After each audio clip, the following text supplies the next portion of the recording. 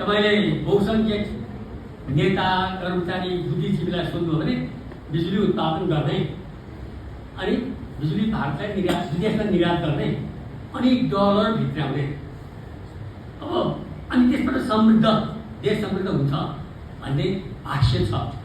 अनि मैले अब उटुङ्गिया कामै भन्नु सक्नुहुन्छ। मैले ठिक अवसरमा बस्छु, मैले हिसाब गरेर ल्याएँ। मेरो कामै हिसाब हो। मसँग पैसा दिएर पैसाको चाहिँ हिसाब गर्छु। मैले पढेकै पैसाको हिसाब गर्ने हो, मैले चार्टर पढेको पनि हो, पैसा हिसाब मैले पैसाको हिसाब गरेर बसेँ। र त्यो बिजुली अरूलाई बेचेर देश समृद्ध हुन्छ भन्ने भाष्यसँग म सहमत हुन सकिनँ। पहिलो कुरा त बिजुलीको धेरै स्रोतहरू छन्। यो जलविद्युत मात्र होइन, डिजेल, पेट्रोल, कोइला, हावा, वायु, मानव मलमूत्रबाट बिजुली उत्पादन हुन्छ। तर स्वच्छ पानीको विकल्प छैन। पेट्रोलियम पदार्थबाट सिँचाइ गर्न सकिँदैन। चाहिँ पानीको धेरै महत्त्व छ। तर हाम्रो देशमा चाहिँ बिजुलीलाई बढी महत्त्व दिएर नीति निर्माण गरिएका छन्। त्यति उन्मुख छ काम कुराहरू। त्यो चाहिँ ठिकसँग भएको छैन भन्ने मेरो निष्कर्ष हो। अब तपाईँहरूलाई धेरैलाई थाहा हुनुपर्छ, सिङ्गापुर भन्ने देशले पानी किन्छ मलेसियाबाट। त्यस्तै दक्षिण अफ्रिका भन्ने देशले लेसोथोबाट पानी किन्छ पैसो तिरेर। हामीले त्यो मनन गर्न सकेका छैनौँ, हामीले त्यो अङ्गबाट सिक्न पाएका सकेका छैनौँ। अब पानी पनि दुई थरी हुन्छ। यो पानी कुरा तिन थरी भन्न, एउटा नदीमा बग्ने पानी, नदी किनारमा बसेर मैले पानी किन्न आउँछु, कसैले किन्दैन, मलाई पैसा तिर्दैन।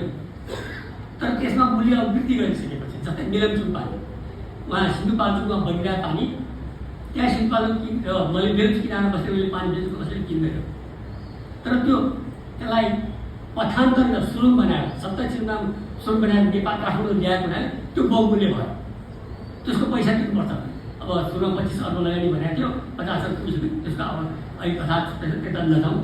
अनि तेस्रो थरी पानी हुन्छ लिन सिजन अगुमेटेड फ्लो। ठुला ठुला जलाशय बनाएर बर्खाको पानी जलाशयमा सञ्चय गरेर सुक्खायामा निश्चित गर्ने। उदाहरणको लागि हाम्रो कुलेखानीको काम त्यही हो। बर्खाको पानी त्यहाँ जम्मा हुन्छ र सुक्खायामा त्यो पानी निस्किन्छ। मैले गोविन्दजीलाई देखिरहेको छु मेरो सामने। त्यहाँबाट निस्किएको पानी चाहिँ हामीले बहुआयामी उपयोग लगाउन सकेका छैनौँ। तर त्यो यहाँ मुख्य कुरा जोड्नु कुरा सुक्खायाम हो।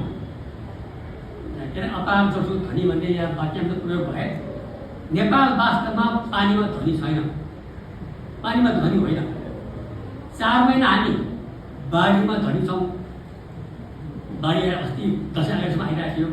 अनि बाँकी 8 महिना हामी खडेमा धनी छौँ, पानीमा चाहिँ धनी छैनौँ। अझ कुरा गर्दाखेरि पानीमा धनी छौँ भन्ने कुरा गर्दाखेरि अहिले तपाईँको मान्छेको धारामा 8-10 दिनमा 2 घन्टा पानी आउँछ। त्यो धाराले लिएर जान मान्छ होला पानीमा धनी भन्दाखेरि। पानीमा धनी 24 घन्टा आउँथ्यो नि त। अब हामी धेरै विदेश गएका छौँ। अब मेरै बच्चाहरू विदेश जाँदाखेरि धाराको टुटी खोल्यो त्यही पानी खायो। मेरो घरको टुटी खोलेर पानी खायो त हामीले उसलाई हप्काउनु पर्ने स्थिति आउँछ। पानी हामी धनी छैनौँ। तर अब यो जुन लिन्स अगुमेन्टेड फ्लोको बहुआयामी उपयोग पिउनको लागि, सिँचाइको लागि, अझ ठुलो भने जल परिवहनको लागि, जल पर्यटनको लागि। मैले यो किताबमा यो मैले ऱ्याफ्ट देखाएको कारण के भने पानी भने बिजुली मात्रै होइन, पानी अन्य स्रोतबाट उपयोग हुन सक्छ, बिजुली उत्पादन हुनसक्छ। तर ऱ्याफ्टिङ गर्ने ठाउँ पानीमै चाहिन्छ। मैले किताबमा लेखाएको छु युनाइटेड अरब लिमिटेडमा यो ऱ्याफ्टिङ कोर्स कृत्रिम बनाएर त्यसको खर्च $1 अर्ब लाग्यो। $1 अर्ब। तर हाम्रा बुद्धिमान नेताहरूले यो भोटी कोसीमा भएको ऱ्याफ्टिङ कोर्स ध्वस्त पारे। त्यसको म डिटेलमा जान्न, त्यो अब चल्दैन। त्यसलाई त्यहाँको पानी त्यहाँ छैन एउटा जलविद्युत आयोजन बनाउनको लागि।